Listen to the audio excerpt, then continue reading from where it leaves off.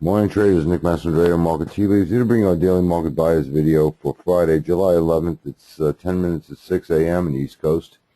We were to take a look at the overnight session. Asia closed mainly lower, with the exception of the Shanghai and Singapore exchanges, which closed up fractionally.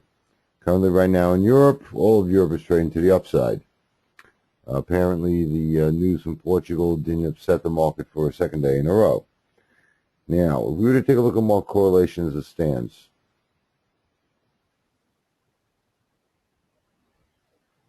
currencies in terms of U.S. dollars trading lower. They've been trading lower pretty much all morning long. Energies in terms of crude is also trading lower. There is no correlation between the U.S. dollar and crude as it is riding. Financials in terms of bonds are trading higher. In fact, the entire bond universe looks as though it's trading to the upside. Now, ironically enough, the indices are also trading higher. The S&P, NASDAQ, Dow Jones Industrial Average all pointing to the high side. Metals in terms of gold is trading fractionally lower. In terms of economic news that we have on the docket for the U.S. markets today, we don't really have very much of anything. At 3 p.m. this afternoon, we have the federal budget balance. It's the Friday afternoon at 2 p.m. rather, and I don't see it as a major market mover, if you will. It could have some effect on afternoon trading, but I don't see where it's going to have very much. The major thing I want to get through to you and talk to you about very simply is this. The idea that stocks and bonds are now moving together in lockstep. Well, there's a reason for that. Here's the reason why we think that's the case. Typically, when we talk about either bonds or indices, they should have some reverse correlation between themselves. In other words, if bonds are going higher, in theory, stocks should be going lower. We're not seeing that right now.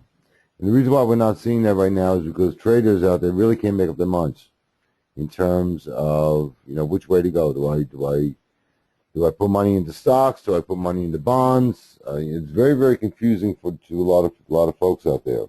And I think that is the reason why we're seeing this phenomenon occur. Another reason why I think we're seeing this phenomenon occur is based upon what happened in Europe yesterday with Portugal.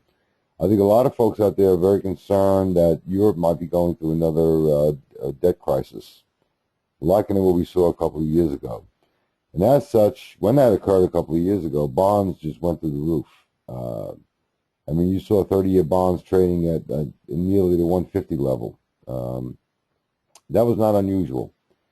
And the reason why is because they want to take their money out of Europe and put it into something that they perceive to be relatively safe. And the safest instrument out there are U.S. Treasury bonds. Why? Because number one, the rate is guaranteed, and number two, it's backed by the full faith of the United States government. There is no other instrument on the planet that can make that claim. So I'm not necessarily surprised to see this right now. I think it may be a temporary phenomena. I don't think it's long term. But our bias today, all this being said, our bias today is to the upside. And the reason why we're suggesting that is because we think that after what happened yesterday, we think that traders are going to want to get some money back and are willing to put some capital on the table. Could this change? Absolutely. Anything can happen in a volatile market. Thanks. Hope this helps. Look forward to the next time with you.